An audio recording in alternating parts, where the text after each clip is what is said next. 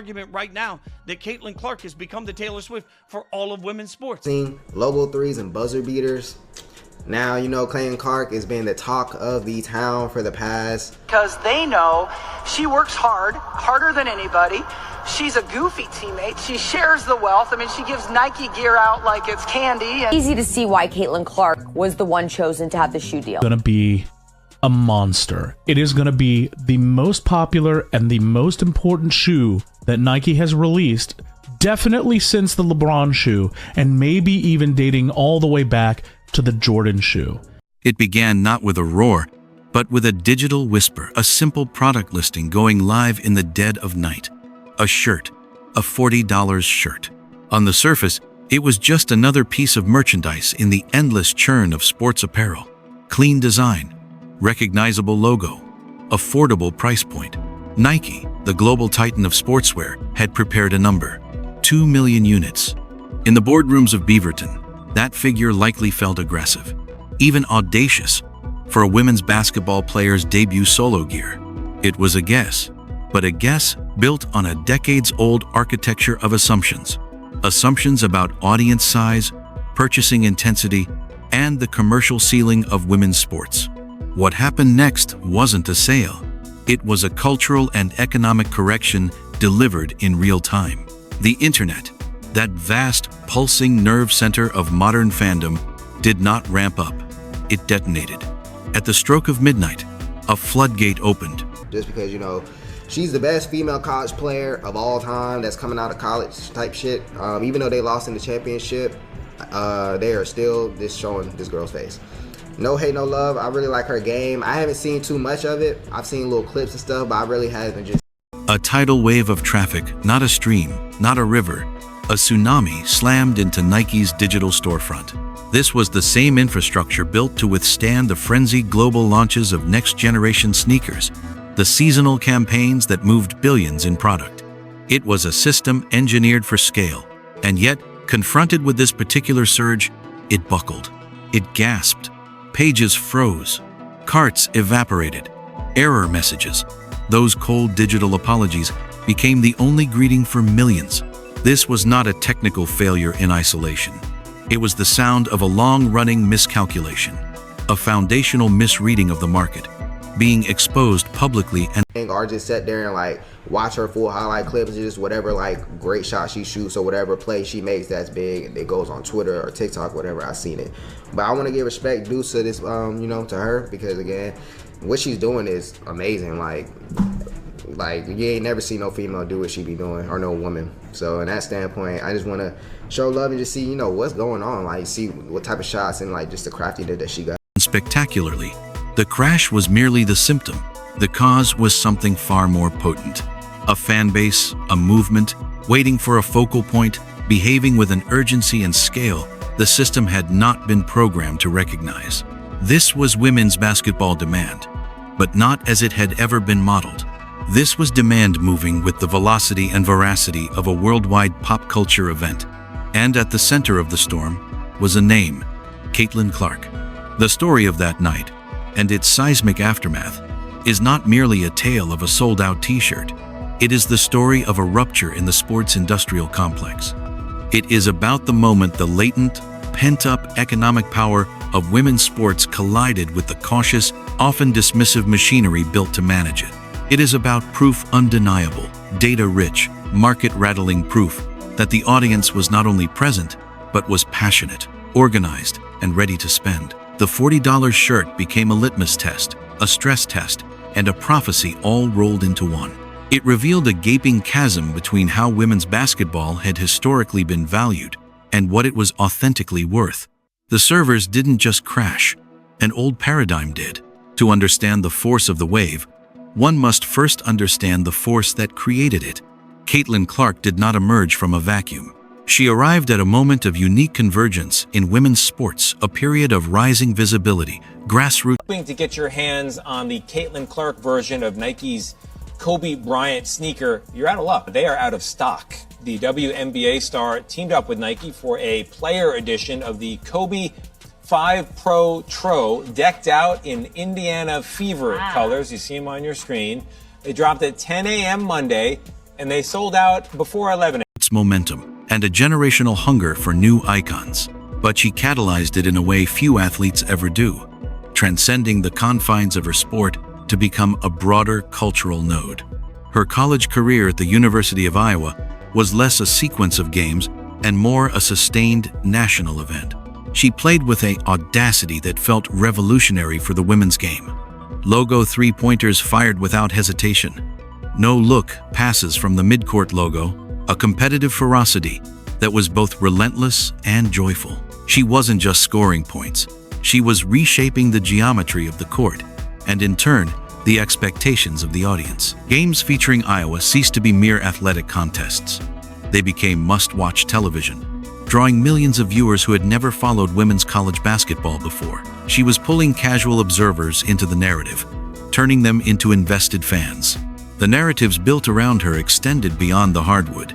She was portrayed as the consummate teammate, goofy, generous, sharing the wealth, both on and off the court.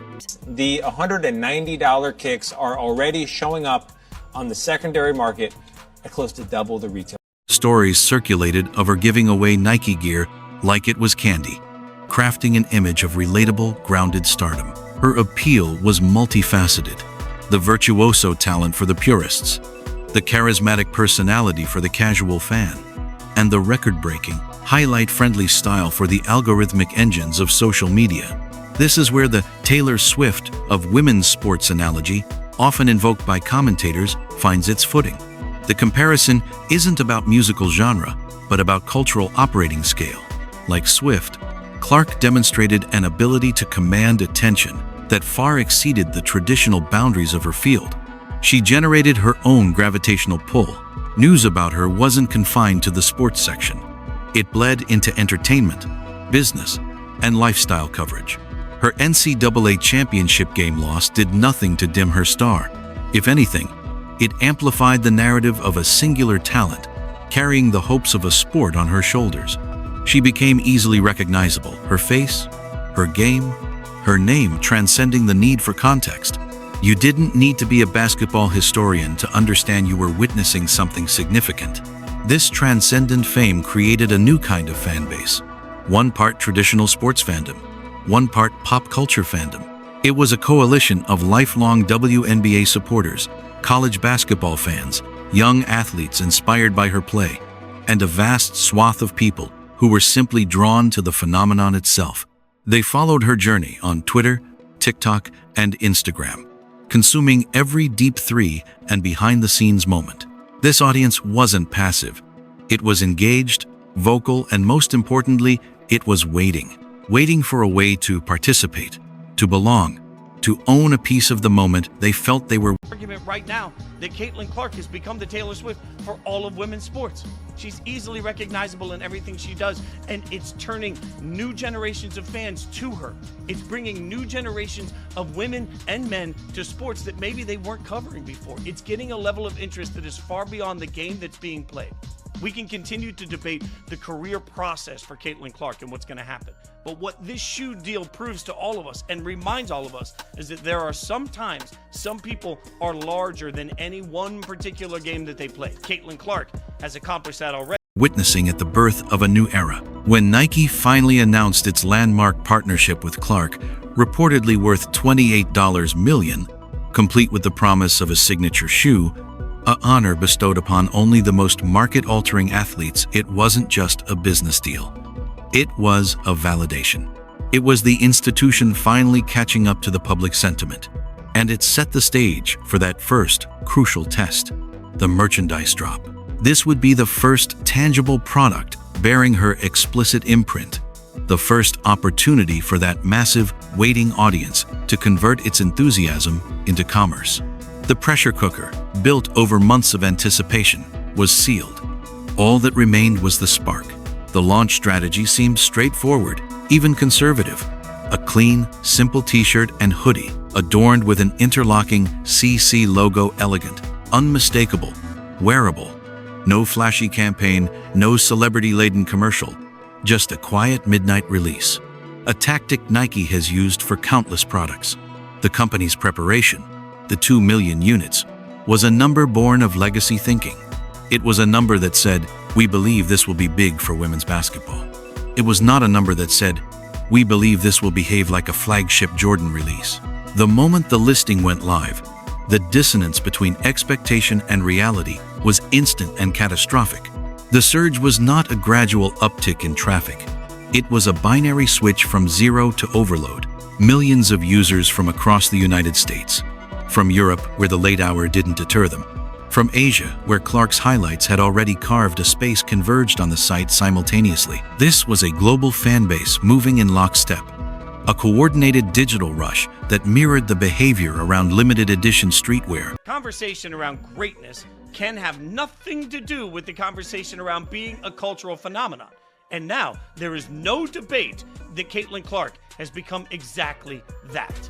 Think about it. The Nike historic shoe deal she just signed, she signed because companies like to make money. And they know they will make money. Because when Caitlin Clark walks into a coffee shop in the middle of nowhere, people recognize her. Because when you are on Saturday Night Live and every news and entertainment network along the way, not just sports networks, you've risen above the conversation about your play and you've become a cultural. Or a new album from a megastar. They refreshed pages, filled carts, and hit checkout with a collective urgency that shattered Nike's digital infrastructure. For a brief, fleeting window, transactions squeaked through. Hundreds of thousands of orders transitioned from cart to confirmation, a lucky few securing their piece of the moment. Then, the system fully succumbed. The experience for the vast majority shifted from excited anticipation to frustrated confusion, and then to helpless resignation as error messages replaced product images. The website, a symbol of corporate omnipotence, suddenly looked fragile, incapable of handling the very demand it had sought to court. In this digital failure, something profound happened. The shirt ceased to be merely merchandise. It transformed into a token, a badge of honor. For those who got one, it was proof of access, of timing, of being part of the inner circle. For those locked out, the desire only intensified, morphing into a determined quest. Social media exploded, not with celebration, but with a shared, real-time documentary of the crash. Screenshots of frozen pages, memes about the impossibility of checkout, countdowns until a hoped-for restock. The failure, ironically, fueled the phenomenon. It created a narrative of scarcity and desire that pure availability never could. The economic implications immediately splintered into a secondary market. Almost as swiftly as the primary site failed, listings began to appear on resale platforms like StockX and eBay. The $40 shirt was no longer priced as fan apparel. It was priced as a collectible, with asking prices soaring into the hundreds, even thousands of dollars. This was a clear market signal. What Nike had treated as a mass market product, the audience was treating as a luxury status item. Automated buying bots and professional resellers, those barometers of hype, swooped in, recognizing the arbitrage opportunity created by Nike's underestimation. The conversation warped from, "Did you get one?" to, "Can you afford one?" Nike's miscalculation was now quantifiable in the most painful way for any corporation. Lost revenue and ceded market control. Every inflated This shoe is released, it's going to be an atom bomb in terms of sales. It's going to be an atom bomb in terms of celebrities and athletes wearing them on the court. We've already seen that her CC colorways of the Kobe's are the most popular colorways that are being worn on WNBA and NBA courts right now. This is only the beginning. Once Caitlin's shoe comes out, it is going to be sale price was a stark indicator of money left on the table, profit that should have been captured by Nike but was instead siphoned into the secondary economy. The company hadn't just underestimated demand, it had failed to harness it, creating a vacuum that others eagerly filled. The crash was a technical blunder, but the strategic blunder was far greater, planning for a niche event and getting a mainstream tsunami. The aftermath of the launch did not dissipate like normal online chatter. It hardened into a concrete business case study. The event was too loud, too public, and too financially significant to ignore. Inside the insulated corridors of sportswear giants, media conglomerates, and league offices, the drop became a disruptive data point that forced a violent recalibration. Inside Nike, the internal postmortem would have been brutal and necessary. Questions would fly. Why was inventory planning so conservative? Why wasn't the digital infrastructure stress-tested for this level of demand? Why was a launch with this potential not treated with the same lockdown protocols as a Travis Scott or an Off-White collaboration? The uncomfortable answer pointed to a deep-seated cultural bias within the system. For years, women's basketball initiatives, however well-intentioned, were not granted the default assumption of explosive scale. The infrastructure, both physical and psychological, was not built for it because the belief in its possibility was not institutionalized. The crash was a costly lesson that belief now had to follow reality. Nike's response shifted into high-gear recovery mode. Production schedules were scrambled. Factories were asked to accelerate timelines. Logistics networks were reconfigured to prioritize restocks. The corporate machine, sluggish in anticipation, was now sprinting to catch up to a wave that had already crashed ashore. The subsequent expansion into a full collection hoodies, more tees, accessories was met with the same sustained appetite, proving the initial frenzy was not a one-off, but the reveal of a deep and durable market. Across the sportswear landscape, rival brands like Adidas, Puma, and New Balance watched not as spectators, but as strategists facing a new threat landscape. The launch served as an open-source audit of their own blind spots. Meetings were undoubtedly called to scrutinize internal forecasts for women's sports, which athletes on their rosters had untapped potential, which marketing budgets were overly cautious. The Caitlin Clark effect became a new benchmark, a proof of concept that demonstrated the viability of massive investment in a women's team sport athlete. The ceiling for endorsement deals, for signature products, for marketing campaigns, was now irrevocably higher. For agents representing other elite WNBA players, failed to predict. I'm not gonna lie, I think we're looking at Caitlin Clark's ad being one of the more viral things we've seen in a long time. Like if you look at the Instagram post on Nike, as far as I'm aware, the Instagram post has like 30 million views, which is, again, absolutely bonkers. Which is bonkers. It is bonkers to see that many posts, that many things from, obviously, Nike. Clark's deal and the merchandise surge became a powerful leverage point in negotiations. The argument was no longer speculative. My client could be big. It was comparative. You've seen what the market can do. Here's how my client connects to it. In media and broadcasting, the implications extended far beyond apparel.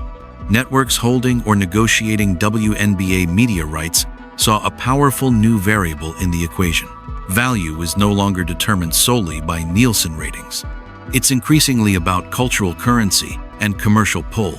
Clark's ability to drive millions to a website, to trend for days on social media, to command front-page coverage in non-sports outlets, demonstrated an engagement that transcends traditional viewership metrics.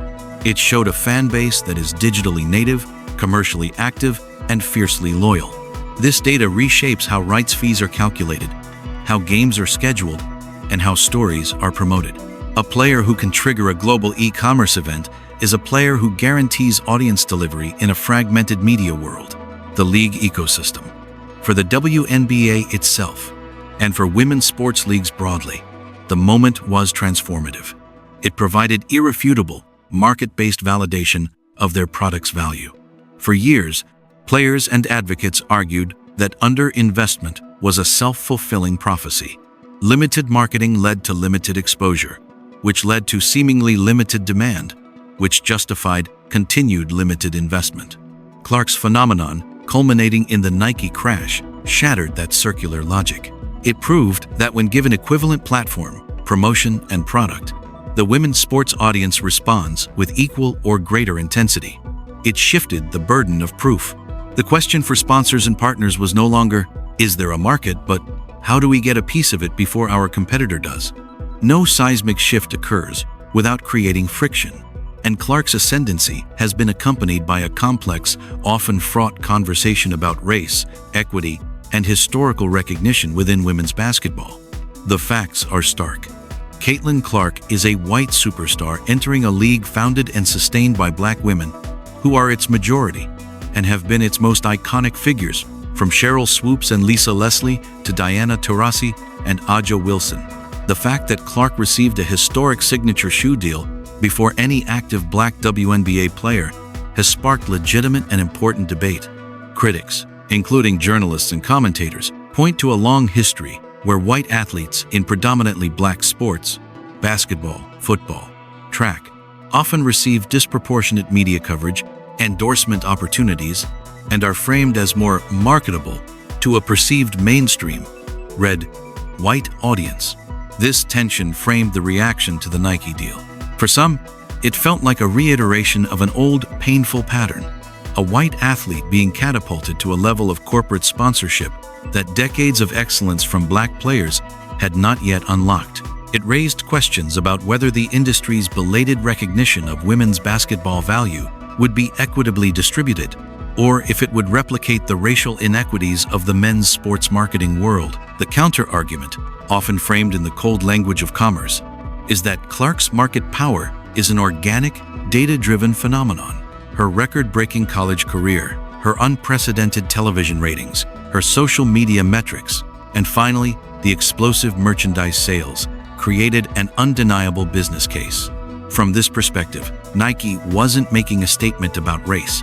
It was following a demand signal of unprecedented magnitude. It was, as one commentator bluntly put it, the market speaking. The truth likely resides in the uncomfortable intersection of both realities. Clark's talent and cultural timing are authentic and extraordinary. The demand she generates is real and measurable. Simultaneously, the structures of media, marketing, and fan culture in America have a documented history of elevating white athletes in certain contexts. The challenge for the WNBA and its corporate partners moving forward is to harness the rising tide that Clark represents to lift all ships. Clark's success must become the wedge that opens the door wider, creating more signature shoes, larger endorsement deals, and greater visibility for the league's diverse array of superstars. The narrative needs to expand from Caitlin Clark is a phenomenon to the WNBA is a phenomenon, and here are its many faces. The merchandise crash, in its pure, chaotic expression of demand, momentarily sidelined this debate with sheer commercial force. But the debate remains critical. It ensures that the business revolution catalyzed by this moment leads to a more equitable and representative economic landscape, not just a larger one, centered on a single outlier. All roads from the t-shirt crash lead to the next inevitable summit, the Caitlin Clark signature shoe. In the cosmology of sports endorsements, a signature shoe is the supernova. It is the ultimate affirmation that an athlete is not just an endorser, but a design partner, a brand pillar, a trendsetter whose influence extends from the court to the sidewalk. It is a realm historically guarded fiercely, occupied by names like Jordan, LeBron, and Kobe. The anticipation for Clark's shoe, even before a single sketch is revealed, is already operating at a historic pitch. Analysts and insiders are not predicting a successful launch. They are forecasting an atom bomb in sales. The reasoning is circular and powerful. If a simple $40 t-shirt could overwhelm global systems, what will happen when a carefully designed, performance-engineered, culturally hyped signature sneaker, a product with deeper emotional resonance and collector value, hits the market? The precedent has already been set with her player-exclusive editions of the Nike Kobe line, decked out in Indiana Fever colors. Those sneakers, not even general releases, sold out in minutes and immediately commanded massive premiums on the secondary market. NBA and WNBA players were spotted wearing them, adding a layer of peer validation and cool. The CC-branded Cobes became the most sought-after colorway in the line, a stunning feat for a rookie. Her signature shoe, therefore, is not just a product launch. It is the full-scale validation of the thesis proven by the t-shirt crash. It represents the maturation of her commercial power from viral moments to sustained brand architecture. Industry observers predict it will be the most important basketball shoe release since LeBron James's debut signature line, and perhaps the most culturally significant since the early days of the Air Jordan. It will be scrutinized not just for its design and sales, but for what it signifies about the permanent reordering of priorities within Nike and the industry. Beyond Clark, this resets the leverage for every elite athlete in women's sports. The benchmark for what is possible in endorsement deals has been radically elevated. The Clark precedent is now a tangible weapon in contract negotiations. It proves that women's sports stars can be the center of billion-dollar product lines, that they can move merchandise at a scale that moves corporate needle, and that their fandom is global, digitally savvy, and economically potent. The midnight crash of a website was, in the end, a spectacularly loud symptom of a quiet truth finally screaming to be heard. Women's basketball, and by extension women's sports, did not suddenly become valuable on that night. It was always valuable.